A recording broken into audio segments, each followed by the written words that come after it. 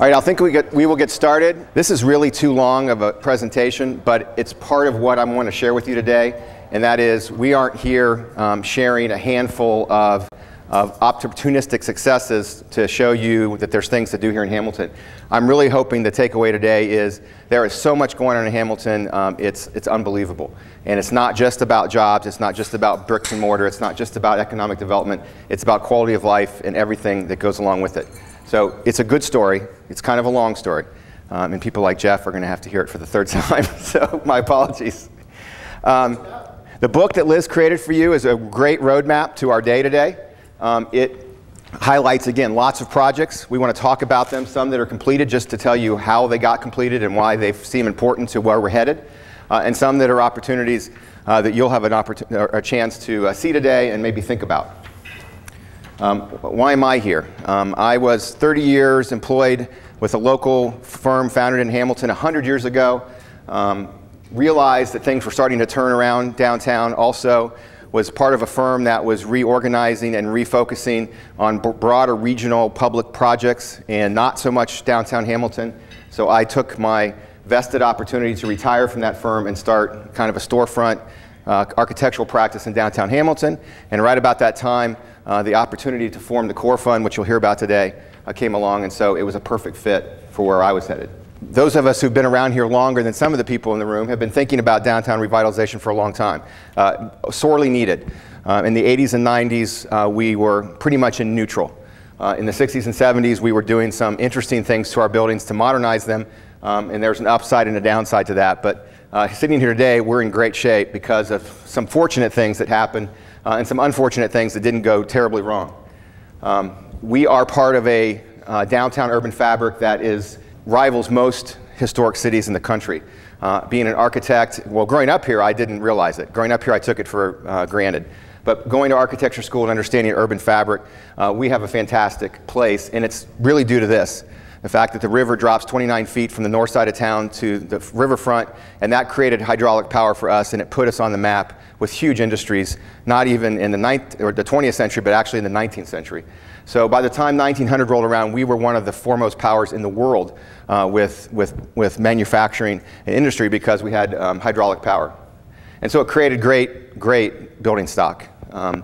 From the industrial wealth came all the support services for quality of life, butchers, bakers, candlestick makers, and the like, and great buildings and great facilities. What we did in the 60s and 70s is we thought we were going to become modern, and we covered up our buildings with some pretty hideous panels and screens. Again, the good news is we didn't damage them terribly when we did this, and because of the efforts of some very faithful private citizens, we made some progress in the 90s getting these things off and starting to recapture our building quality. And that has been great. Turning a building like this that was supposedly a modern version of what it was there 100 years ago back to what it's supposed to be has been a fantastic boon for our downtown. These aren't huge projects. They weren't creating 100 jobs, but they were getting us mentally ready for what was coming. And even our press and our journal and other things started to see that there was a change coming and there was a momentum building. And it really led us to two really big projects, which are in your book today. The Art Space project and the Mercantile Lofts. Both huge projects, both unbelievable turnarounds for downtown, both unbelievable private investments, both unbelievable uses of creative financing tools, and sitting side by side, really a game changer for downtown. So the Mercantile Lofts was kind of our first one. My office is sitting in the lower right of this building. In 2010, it was a devastated building.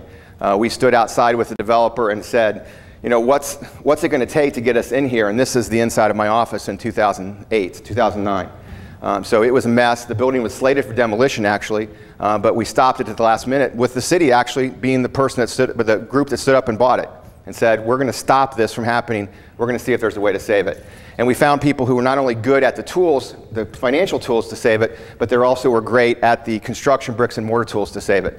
So my ceilings and my historic elements of my office are down in that basement in a pile. They all were sifted and sorted out and brought back upstairs, and through historic tax credits, this entire 72,000 square foot building was renovated. Heyday in the 30s and 40s, department store. In the 50s and 60s, empty storage, nothing. And just water leaks and general decay of the building. But as we peeled it back and peeled it apart, there was a lot of stuff left that was able to be saved and restored. And so again, faith in this process came from out of town. We didn't know how to do this in Hamilton, but people came to town that did, and it turned into a fantastic project, not only because it's a successful project, but it showed us that this was possible. It showed us that we weren't stuck with all this old building stock and no way to restore it. So a fantastic building. It's full of 29 market rate apartments, 3 commercial storefronts, all thriving at this point. In fact, the turnover in this building is eaten up by new tenants as fast as we can open up apartments. So we have been 100% occupied since just about the day we opened. Fantastic, again, results when you take the historic fabric that we had. As depressed and as dilapidated as it was still there, and it's still fantastic, and it makes for very attractive market rate housing in downtown Hamilton. The banks told us, great project, congratulations on the tax credits, go knock yourselves out, you're never going to rent a unit. Again, they were just like us. Nobody believed this was possible, and when we turned it around and we've had it rent stabilized now for 5 years, it's a project that the banks are really happy to be part of. Some of our storefronts and office space. And again, the difference between office and storefronts on a main downtown business street, I thought it was impossible for an architect's office to have a storefront on High Street, but it turned out to be something that was totally practical because this building didn't differentiate between who could be here and why. And we put people here that never expected to be here, but it's turned out great. Right next door, literally right across the pedestrian alley, is this building. Another fantastically large building, probably was in use up to about 8 years ago as office space only, a little depressed. We also had one of our more famous screens on it that made it modern for this 1969 renovations that took place here. But in its heyday, a fantastic building, again, booming department stores, great architectural elements, very difficult to repurpose to housing, but the toolbox that ArtSpace Projects brings to the table really gets around a lot of that stuff. They got all kinds of cooperation from the historic his preservation office in Columbus. They got low-income housing tax credits. They got CDBG funds from the city. The city opened up air rights around the building. All the things you thought were huge hurdles to make this project viable just sort of came in line and were dealt with one at a time. So it was a patient process. About 7 years ago, we started working on this project, and it's just now under full-blown construction. We are returning it to its historic condition. We're going to put back the storefronts that made it famous for department stores, but it's going to be a residential live-work apartment building for artists. So inside, again, all the elements are there, the tin ceilings, the wood floors, and it's turning into a fantastic project. Getting the screen off was an awesome day for the city. It was also an oh shit day for the architects because the condition of that facade behind there has some challenges, but again, patiently we were working through them one by one, brick by brick. So we're pretty excited. All those are new windows because that all used to be party wall to other buildings historically. So that changed the whole game for this building to be a whole different use than what it used to be. And as we got inside and did the demolition, every day we found more stuff intact that we had hoped was intact, but there was no way to confirm till we got to it. So this is the process going on right now. Finding slate cast iron stairs buried inside layers of drywall. It wasn't even used. But became part of the building as we see it. Today it looks like this. About the end of November that comes down and we'll have what I hope is something resembling a new facade relative to the 1920s era of the building. A little more awkward project, Journal News building. It's been the home of the Journal newspaper and the printing presses and the storage warehouses and the reporting center, all that kind of stuff for years. Cox was consolidating out of Hamilton, but to their credit, they didn't want to leave this as a dark building, neither did the city, and so there was very much interest right out of the gate to find another use for this. And it wasn't, again, a slam dunk, because it wasn't simply going to turn into apartments like the more of the traditional buildings that were along High Street. So we had to work at finding both tenants, ways to develop it. Everybody had to come to the table with a little bit more help and expectations than they thought maybe they would have to. This building had a great history, built well, had fantastic materials built into it. To my knowledge as the architect at the time, all this was long gone, swept away by years of improvements and years of changes. And so we weren't expecting a whole lot more than concrete floors. This was the printing press room that for the past 5 years had just been a sorting room. Terrible condition in terms of the finishes and the dirt and the stains from the ink over the years. But we were able to imagine through other kinds of examples, this is one in Austin, Texas, that there were reuses that were completely different than anyone would expect.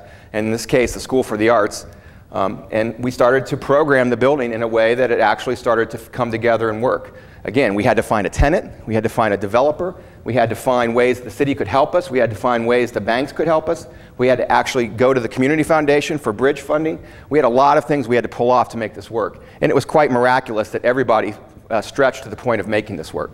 So this was the before and the kind of today look of this building, completely transformed into an art center that houses almost 200 kids in a school for the arts at high school level, and about 200 kids that dance in the Miami Valley Ballet Theater. This was, again, that printing press room, and today it is a dance studio. Found some of the things we thought were long swept away in terms of that herringbone maple floor, and we're able to restore those. And again, we got historic tax credits after the fact in this project because we found so many things that we were able to reclaim. The state came down and gave us retroactive historic tax credits on this project. It's now a modern school for the arts, classrooms, technology, but it's a fantastic success story from my standpoint, not because of the bricks and mortar got reused, because we're housing this kind of activity in downtown Hamilton. That's pretty cool.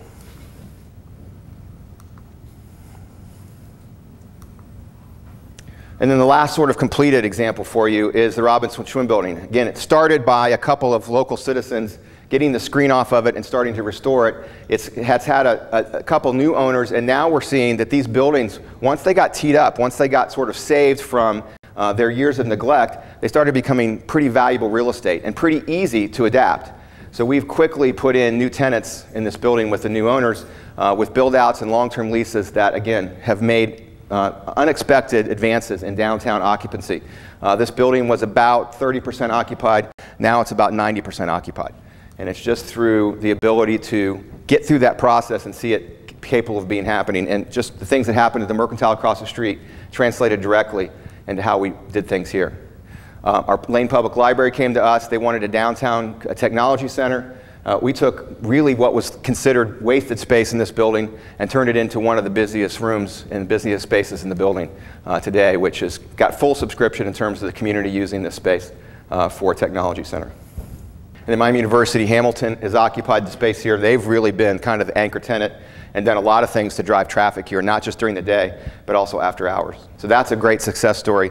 It's been a couple owners getting there, but it's the example of how we can reuse our building stock.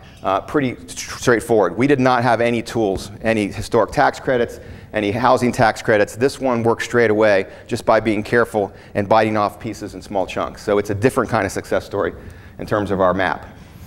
So it brings us to the core fund. You all have probably heard of it. More likely you've heard of these, 3CDC in Cincinnati and the Northern Kentucky Catalytic Fund. We saw those successes. We wanted to stand on the shoulders of that. We knew we were Hamilton and not downtown Cincinnati. We had to do it a little differently, but we certainly built off the success of these programs, and we have raised the game in terms of making those three projects you just saw work in a way that we're more ready and more proactive with them instead of waiting for the miracle to happen in terms of the developer or the financing or the owner. So we created a sort of a map of our urban core, and we said we're going to target downtown revitalization, urban core revitalization through this system. And it's going to be one of the tools in our toolbox. And that's a really important takeaway today. I was very afraid that the core fund was going to become the answer to economic development in Hamilton. It is not that at all. It is just one of the tools in the toolbox. And that's really, really cool. And it's a really big takeaway for today as well. We're orchestrated part of a much bigger plan. We are part of a much bigger effort at economic development. And we aren't the answer. We aren't the only success story. We're just one special tool. And so we have taken that on. We thought of all these different kinds of funding tools that need to be in the toolbox. The most important for us was gap and bridge financing. It's the place where projects were stopping and getting stuck in neutral because you couldn't get past that point in Mercantile where the bank says, show me a 3-year stabilized leases before I give you any money for the project. Well, you can't afford to renovate a project if you have to wait for the stabilized leases to occur. It's just out of sequence. So that's where we thought we would be. And in fact, we still are there. We're part of doing that with projects. But we found some more things that we wanted to be. The city also had a toolbox full of tools, and they all are good ones. We are a community reinvestment area. We're working on a National Historic District overlay, so all of our buildings are pre-qualified at the national level for tax credits. We have TIF funds, we have utility agreements. Hamilton owns its own utilities. It seems like not a big deal to the sort of economic development life of a city, but it's huge. We control a lot of things with that. We have a CIC and we have a downtown SID. Again, all of those things are pretty small and pretty focused in themselves. You put them all together in one big toolbox and they make a huge difference in how we've gotten projects to happen in downtown Hamilton. So this was our why. We wanted to be intentional, we wanted to be patient, we wanted to leverage private dollars, and we'll talk about that today. Our goal was 1 to 3. I think sitting here today, since the core fund's been around, we're closer to 1 to 6. So we're doing really well with private partners who believe in our momentum and are joining the effort, and again, not relying on our, what I would call modest fund compared to 3CDC, and doing all this ourselves. And then finally we discovered, and we knew this was true, but we didn't know how true it was. We discovered that site control was huge for projects. And our first example is a perfect example of site control being huge. We started to ask the question of the owner of this building, who he's interested in leasing to, how he was interested in structuring the deal, what kind of build out he'd be willing to do. And we found out that he owns 800 buildings along the eastern seaboard. This thing wasn't on his radar. He was interested in doing absolutely nothing to redevelop the building. It didn't matter to him. It was part of a portfolio that was so huge, this didn't matter. So we realized if anybody came to us with a serious idea about using this building and he owned it, we'd be 2 years working through those details to get that site control to happen. And by that time, that deal's gone. It's gone down the river. So we, not because we wanted to, we thought about how do we redevelop this building, and we do it by owning the building and getting control of it. So when a good idea comes along, whether it's a small one or a giant one, we have a position to tee this building up and have it go into use right away. So we cleaned out the old vestiges of the big box Elder Beerman. We bought the building. We've been paying the utility bills and the property taxes for almost a year now. But we feel like this building is a position it can move, and in fact, it is starting to move. And I don't think that would have happened at all if we didn't have site control. So we feel like we know what we have, we know the asset backwards and forwards, and we're ready to redevelop it. I started looking at other big box redevelopments around the country. There's a lot of them. There's a whole book about big box reuse because there's a lot of dead big boxes in our society, in our economy since 2008. This is an example of a medical reuse of a large grocery store. And it got us thinking, and it got us connected with our local hospital, Kettering Hospital Network. And in fact, they are likely going to be our first 2 tenants in this building when we start to redevelop it. And so we are looking at taking space along the High Street elevation of this building and developing it into satellite healthcare operations for Kettering. This is our kind of layout plan. This is a primary care physician. This is a diabetes center that Kettering has aligned with. It's from Boston. They have hundreds of locations around the country. They have none in Ohio. And they want Kettering to be the first 5 locations for the Midwest. And then what I'm kind of personally excited about, although it's not a huge thing, is an authentic downtown fresh market grocery. We have 70 to 80 new residential tenants in downtown Hamilton. They have no place to go for good quality food. We have a great farmer's market across the street every Saturday, but that's kind of the only thing we can rely on unless we go out to the edges of town, to the shopping centers where there's Kroger's and Meijer's. So these things are all likely to be moving forward by the end of this year in a project that I absolutely know none of these people could have pulled off entry to this building without us having control over it. So it wasn't economically safe to start paying for property taxes and utility bills and roof leaks, but it was economically viable to have these things start to happen because we had control of this building. These are some, yeah. No. The irony of that, healthcare, doctor's offices, diabetes center, and fresh market, does anybody understand the quality of life that building alone? Yeah. In fact, the Jocelyn people said, oh my God, we want to have our dietetics person know all about what's in that grocery store so that we can talk about diet and food sources. This is an example of one of these urban markets in Saratoga Springs, New York. This is an example of one in Owensboro, Kentucky.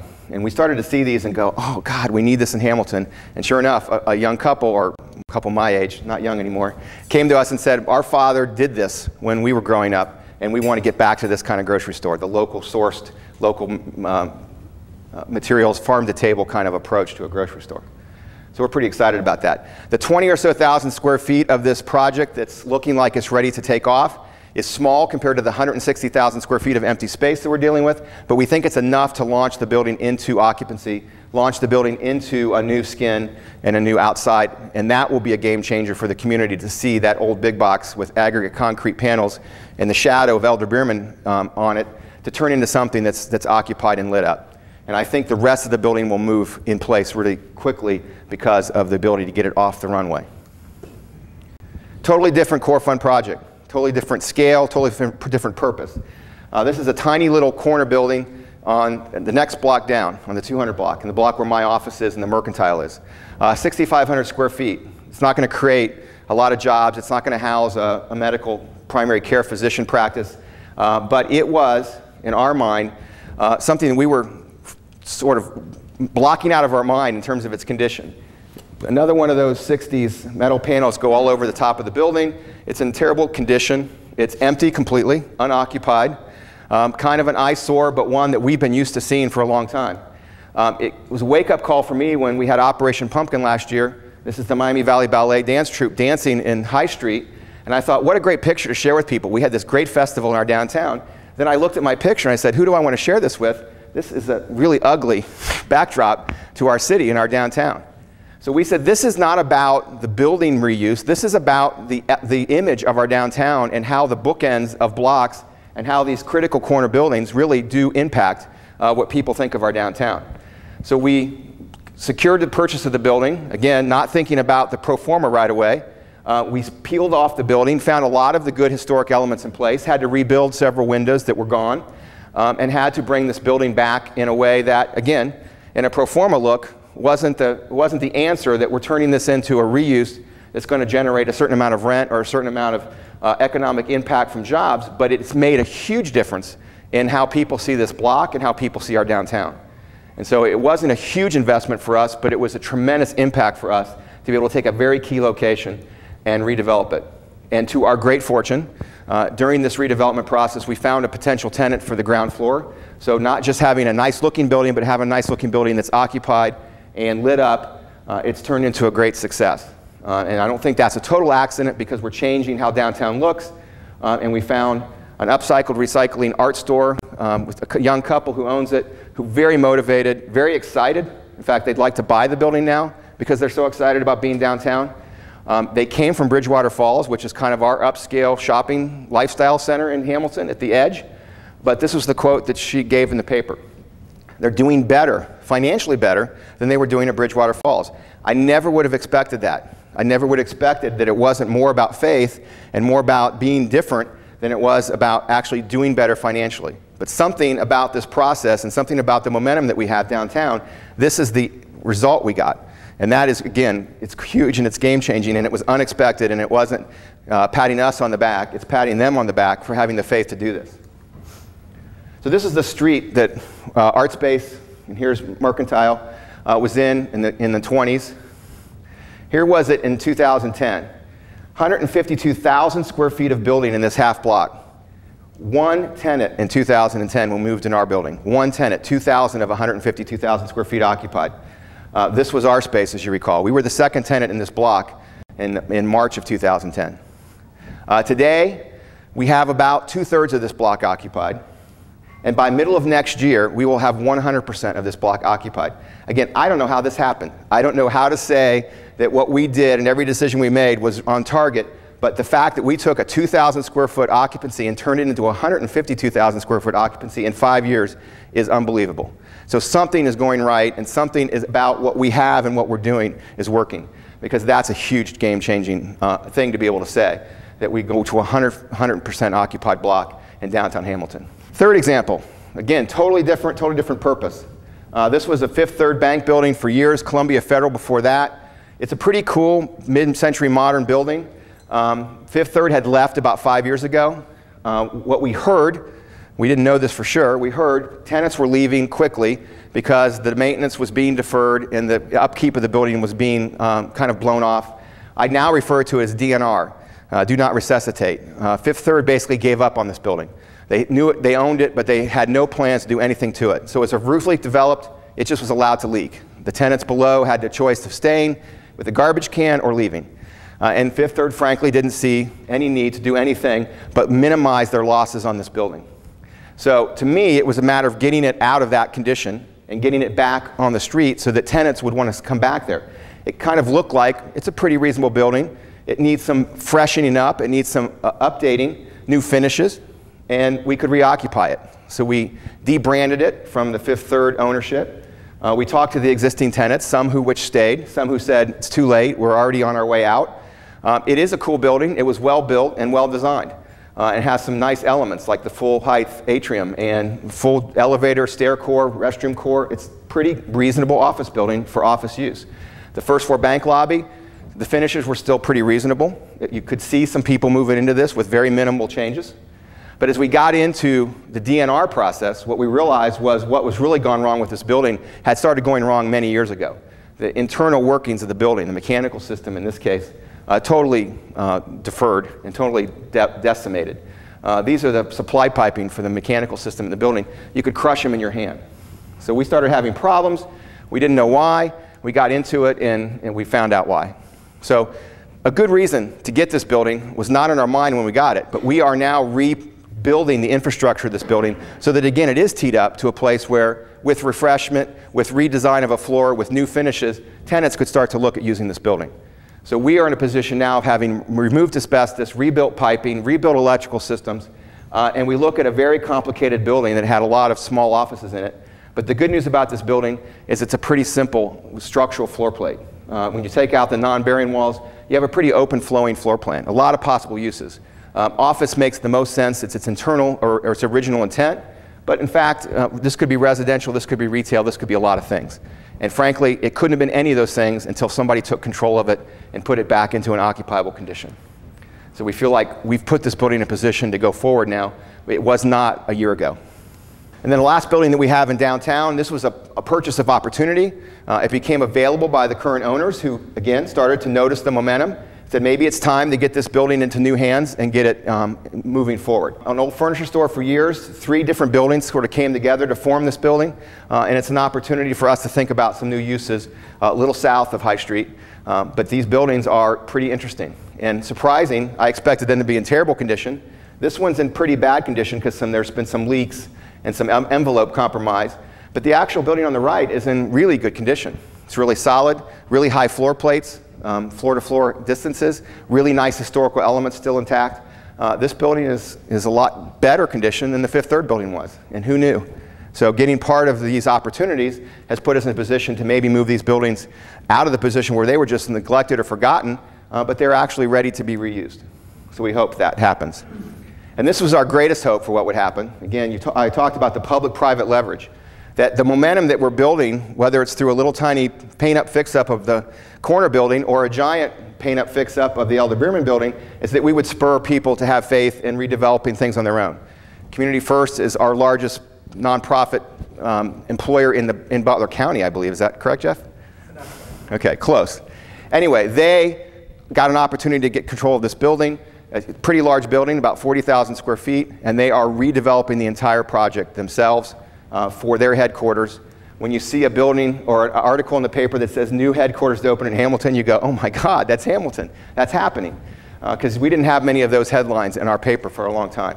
So I'm going to let Jeff to speak about this just a little bit. Thanks, Mike. Before I go into that building, though, I'd like to step back a little historically. For those of you that don't know this community extremely well, and I don't want to be too lengthy, and I don't want to sound like I'm talking about myself. I've lived in this community my entire life, so I've seen a lot of history. Our organization has had a construction project every year from 1982 until 2008, which I don't think any of us did much in 2008. We continue that trend. Over the past 30-plus years, we've done over $100 million of construction and renovation. The reason I want to share that with you is that I've worked with many different city leaders in those 30-plus years. I've seen lots of different cultures, lots of different attitudes of city officials, and I can tell you without a doubt that today the culture is better than I've ever seen it, ever. And it is fairly complex, but when I share some of the things, I hope it gets your attention. The city is very customer-focused. Typically, government officials aren't customer-focused. They're not client-focused, but they are now. Believe it or not, they truly get things done in the speed of business. That's a term that government fairly ever uses. They do it fast. They break down the barriers to get the job done and get through the necessary red tape that we all know we don't like to deal with, but they'll figure out a way to help you get through it. The part that I really like, they really now respect and understand the financial commitment you're making. That sounds petty, but before, I've worked on projects where we were talking about $20, $30 million, and they really didn't care. They care now. They get it. They really understand. They act proactively and work with you, and those of you that have worked in many cities, not against you. And I'm sure any of you that have developed in any community know that many times you feel like you're butting heads with city officials versus having them work with you. Well, I can tell you they work with you now. They communicate often, they communicate clearly. Quite frankly, 25 years ago, I was asked to start up and share leadership. Hamilton was an option to try to get better leaders in city council. It was at that time the president of the local bank, and he was very frustrated because city council wasn't on the same path, the same culture, the same mindset of the local businesses. Unfortunately, he's no longer here. He died, not that he left, excuse me, I should have said that. He would be very proud of what the city is today. City council and city leaders are definitely aligned together. Many times you hear about how various governmental officials, elected officials, are on a different platform than the paid staff. I have never, ever seen it align so well as I see it today. I can assure you that in the past few years, the leadership under Joshua Smith, which I assume Joshua is going to make a few comments here in a second. If he doesn't, it would be a mistake. It's really changed. It's changed a lot. And is really energizing. And I will tell you, as Mike expressed, the toolboxes that they have, the core fund and the various incentives that the city has, one of the things that I would add to your toolbox is the culture of the community. I really think that's a lot. They're there with you step by step trying to get it done. I can tell you the most recent project, we're a nonprofit organization, so we have a board of trustees that's very, very concerned about using dollars, how we use them. So there were lots of barriers that frankly I had to get over through our board to even consider, and these are people that live and work in this community. Moving downtown, spending $5, $6 million on headquarters that don't produce revenue. If you're a nonprofit, it's a very revenue piece to obviously produce services. The biggest thing was the building came with 14 parking spaces. We're going to have 50 employees in the building, and we're going to have meetings many times. We had to have a minimum of 70. And I said, hey, find me the parking, and we'll see if we can start to talk. Within weeks after I made that statement, they shared a plan with me of how we could get the parking done. What about the old building that's on the site? We'll work together and get it done. What about demolishing the building? We'll work together, get it done. What about all the red tape to get all that done? The owners of the various properties, the parking, the building. Don't worry, we'll get it done. I said, oh, look up in the air. Look, we spend $5, $6 million on this building, but it's really ugly because of all the utility lines that are right next to the building. We'll put the utility lines underground. Folks, I can't say enough. They get it. A term that's used a lot today. It's rare, very rare, that you see city officials aligned with development mentality. I can't tell you enough. After 38 years of doing this, the last 2 have been the most pleasant I've ever spent. So, gentlemen, thank you for your attitudes and culture. If I was smart, I'd stop there. But I want to just finish by some rapid fire things. These are not core fund projects, but they are projects that are on the city's radar. They are projects that are on the owners of these buildings' radar. They are projects which we're trying to figure out ways to tee up the same way we've teed up the core fund projects. Our biggest is the Ohio Casualty headquarters. One of the, again, big success stories in the history of Hamilton is one of the largest insurance companies in the country was headquartered here. That building has cycled down through Liberty Mutual and then to a industrial realty group, which is a sort of wildcat investor in old properties that he typically recycles by tearing them down. That building, again, is part of a $1 billion portfolio for IRG. It's not on their radar. We have to be personally responsible for figuring out how to get it done. And again, the city is working hard to do that. 507,000 square feet of building space in downtown Hamilton. It's a pretty big challenge, but so was the giant empty big box at Elder Beerman. So I believe the process is in place to make projects like this succeed. Even though we don't have site control yet, and even though we don't know what's going to happen, we have a culture, Jeff captured that well, we have a culture in the city that I think will make that happen. And this is a well-maintained building and a well-built building because it was an international headquarters for a big company. We actually have one developer looking at doing market rate housing in the historic part of this building. Again, that wouldn't have happened to me 2 years ago. It's only happening now because we've put this culture in place. The owner of this building, it's kind of our marquee skyscraper in downtown Hamilton, the Rentschler building. He realizes he's at the end of his sort of real estate investment and management career, and we're looking again to recycle that building into some new ownership and finding its next cycle of use.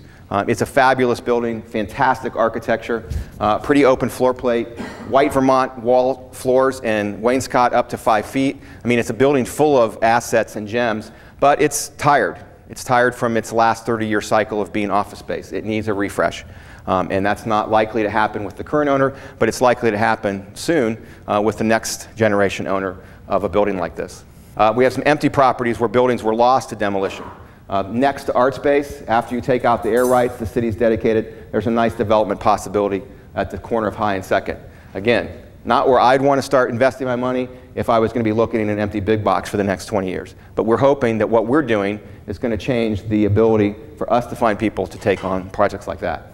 An empty site across from our new River's Edge downtown park development in our hotel. Again, this has got pretty good neighbors, but it needs an idea, needs a thought. And in fact, we've taken our master plan for River's Edge Park to the next level, and we've even imagined what kind of amenities we need to provide on the municipal side to make that ready and ripe for development. So we have that opportunity coming. Building owners that have sat on their buildings for the last 25 years, in my recollection, they've been empty for the most part, they've been full sometimes. They are now saying, things are changing. It's time to put some things back into play. This is another one of our famous shells to modernize a building. What's under that building is some really cool old physical building stock. And again, it's finally, in the ideas of these owners of these buildings, it's finally time to ask the question, who's ready to do something? We're ready to pass these off, sell them, or be part of something that's going to regenerate them. That mentality, that culture didn't exist a year ago. A whole block of Main Street, fortunately, just reoccupied with a new restaurant. We're very excited about that on the Main Street side of town. But again, the owner of this building is saying, now I see what's happening. I'm ready to put this thing into motion, into action. And they're actually investing dollars to see that happen. They're fixing the roofs. They're doing things that are making these buildings come along. Again, this is an effect, a side effect of the culture and the small amount of investment that the core fund is making. Another half block of buildings on Main Street need quick response. They need quick turnaround. They're at the end of their life if we don't restore them or renovate them. They're all unique, some a little awkward, but potentially a really cool project because this is not just a frontage block, it's actually a full depth block. There's parking, there are green grass backyards to these residential units in some of these buildings. This is a pretty unique property. And again, it's sitting right now in foreclosure with First Financial Bank. It needs to go forward. It needs to be teed up quickly. Project along the Southwest Riverfront. Good ideas, good planning has gone into this project. It hasn't found sort of the sweet spot yet to move forward with sort of financing and investment. But they've done a lot of due diligence in terms of how to make this project into something they've been thinking about. And they thought about how they would phase it as well. So again, totally unrelated to the core fund. There are people thinking about the future of their development properties because we've created some new momentum. I promised Woody Fitton I would mention this project. We have a tremendously cool historic YMCA. Its 100-year anniversary is coming up in 2 weeks. We have found that the upper floors of Ys all over the country that used to be used for boarding houses have been sitting empty and unused. In the case of downtowns that had lots of empty space, it really didn't matter. The Y, for its intents and purposes, has used it for overflow storage for the last 30 years. That's the last time it was ever occupied as a rooming house. But Ys all over the country, especially Ys in nice historic buildings, are realizing there's potential now with a new demand for downtown housing. And so our Y, again, 100 years old in 2 weeks, has 3 upper floors, 1, 2, 3, that have been ostensibly empty for the last 25, 30 years. We are looking at ways of taking that asset, because it's a very cool building, a very potentially good residential development, and redeveloping. The Y doesn't want to be a landlord. They don't want to be a residential developer. They want to partner with somebody that will take this asset and help them capitalize some degree on it, but make it an active, usable space in the community. About 30 years ago, I guess they took the walls out so we could put sprinklers in and keep the building occupiable given its large square footage. But it's been sitting empty like that since. If you look at the footprint, you look at the historic amenities, those French doors that open to the outside, and you look at the porches and balconies that used to serve those units as potential amenities as well. You can't get this kind of stuff with normal residential development dollars. These are things that are already built and captured in this building, and it's a very nice building. So we started looking at the upper 3 floors, and we can put 20+ residential units, market rate residential units on these floors. Very nice amenities, very nice deal. But 20 units is a small project. When I talk to developers about this, they say to me, they use the word aggregation. Find other projects in downtown to associate with projects like this and make it a project that starts to allow the tools in the toolbox to become, fully available. And so that's what we're trying to do. We're trying to make this project kind of a known quantity. The Y, again, doesn't want to take this on their own. They want to partner with somebody that will help them do this residential development. And again, awesome building, awesome amenities, and I think will sell itself in terms of the opportunities for downtown market rate living. So that's the kind of projects we're doing. This is the kind of attitude that we've had. Joshua he didn't create this quote, but he uses it all the time in our meetings. Just have to be creative every day. So if it's a crazy idea, don't leave it off the table. Put it on the table and let's float it. And it's really translated way beyond, again, buildings, bricks and mortars, jobs, businesses, office space. It's translated into quality of life as well. And I'm going to go quickly through this because we're running out of time. I'm going to keep us on schedule. But we have a lot of quality of life efforts also underway parallel to all of this. We aren't putting all of our eggs in one basket to create new office space in downtown Hamilton. We are creating a new quality of life all over the whole community.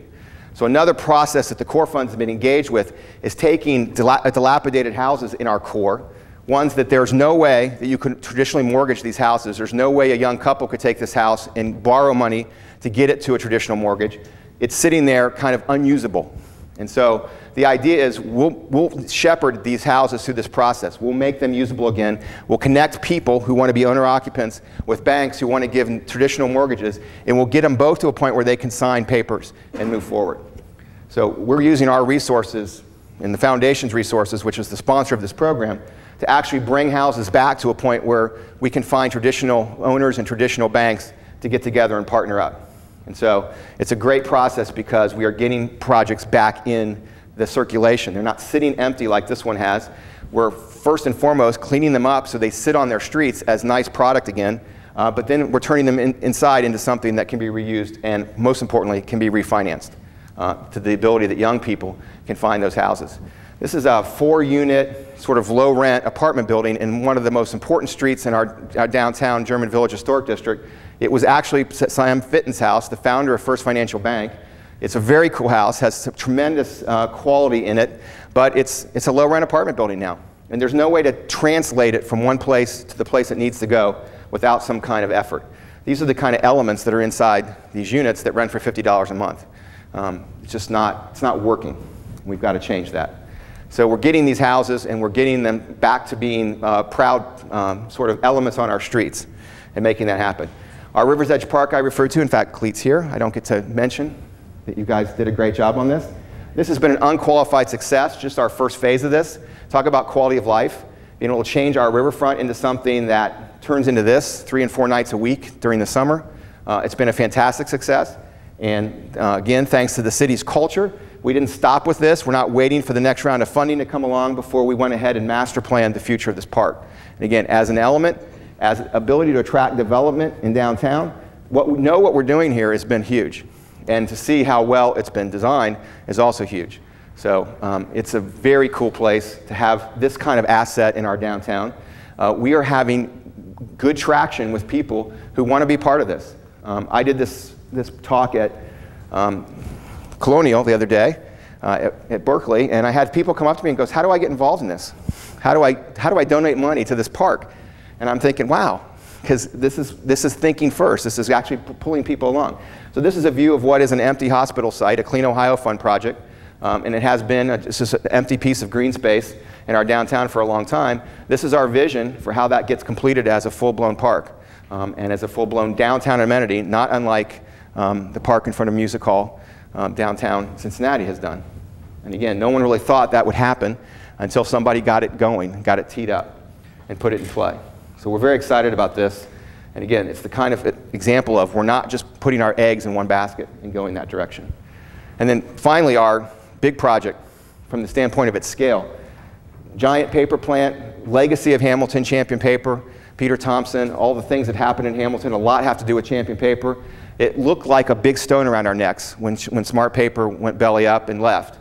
It seemed like it was going to be an environmental hazard in an empty building, crime-ridden or God knows what, and how could we get past it? How do we get away from it? And instead of getting away from it, we've actually found a way to re-embrace it. And that's pretty cool. Giant place. As an architect, I've known about this place my whole life. I've loved the kind of architecture that's in the bricks and mortar. But when you went inside, it was a paper plant. It was complex. It was full of wires and pipes and tubes and God knows what in terms of materials and safety. And who knows? It was just hard to imagine any possible reuse. It was hard to imagine how this stuff was going to get just taken away. And there are people who do this. There are people who actually recycle every square inch of every piece of metal and every piece of wood that you see in these buildings. And today, people would get the chance to go inside these buildings. They're clean. They are back to nice brick and mortar shells of buildings again. They're not full of all that stuff. It's all been taken away. And so now it's an empty palette. It's an empty slate for what we can do in the future. And, the tour of these buildings is great. It's just fabulous space. The daylight is great. The construction, the history is great. But it's giant, 700,000 square feet of property. And what we're going to do with it really still is a big question, but now we can start to think about it, because now we have these buildings in a place where we can actually start to imagine how to reuse them and when to reuse them and for what. So riverfront property in downtown Hamilton. Our first piece of action was our most recently successful Great Miami Rowing Center. We started rowing in downtown Hamilton because our river was a good course for rowing, but we didn't have a home and we didn't know how the program would fare. It is drawing kids from all over Butler County today, and it's a very successful program. And it's got a home now because a piece of this plant, which was a cogeneration building for energy, has turned into our boathouse. It's a process that's in the making, but the city gave the boathouse to the foundation. The foundation is leasing this building to the GMRC, and we are planning some pretty significant improvements through some other tools, ODNR at the state level, through the foundation's help, and just through some largesse of the developer of this property, Moses Glick. He's helping us rehab that building into a way that we can make it usable. And so we are turning what was an empty asset on the river into something that we're going to use to support our rowing program. Fantastic opportunity. And this is the actual inside of the building with our erg machines. And then the cooling tower next door, they left an empty swimming pool for all intents and purposes. It was just the evaporation tank. And in fact, we have plans to turn that into a rowing tank. So it was just a happy accident that those two things aligned. But those are the kind of things we're looking for in terms of leveraging ourselves forward. And our final idea is the owner, again, Moses Glick, is familiar with a developer who's doing these kinds of places around the country, which are indoor athletic facilities. Midwest Ohio is actually a good market for that. There isn't very much of it around here. These are international or regional draws and even national draws for events, for people, and certainly for hotel stays, restaurants, those kinds of things. And he is actually funding an opportunity to have people who know how to do this look at this place and turn it into one of these centers. They're called Sports Facilities Advisory Group. They're making it happen. We're not trying to do this on our own. We're not trying to invent something that somebody else has figured out in the hopes of turning the vestiges of that building into a new sports facility center. It's a long shot, but it's the right people and are having the right conversations, and we're doing it because our culture allows for us to think that way. And we're also thinking ballpark with those folks. And they help me. Ripken Baseball Group is also involved in helping us look at this. This is a stadium down in Pensacola, Florida, that we've been keeping an eye on in terms of its development potential, and looking at the vestiges of our site and understanding that in the days of how Camden Yards was built in Baltimore, that we have some of those elements that we can pull together. These are buildings that, again, look old and look tired, but they're actually built very, very well, and they're actually very, very cool. So it's our hope that this can support things. And again, all boats rise together in a rising tide. This is a lot on our plate, and it's not on one person's plate. It's on all of our plates. So who knew that we'd be talking in 2014 about a ballpark on the river in Hamilton, Ohio? And who knows in 2015 if we'll be still talking about it.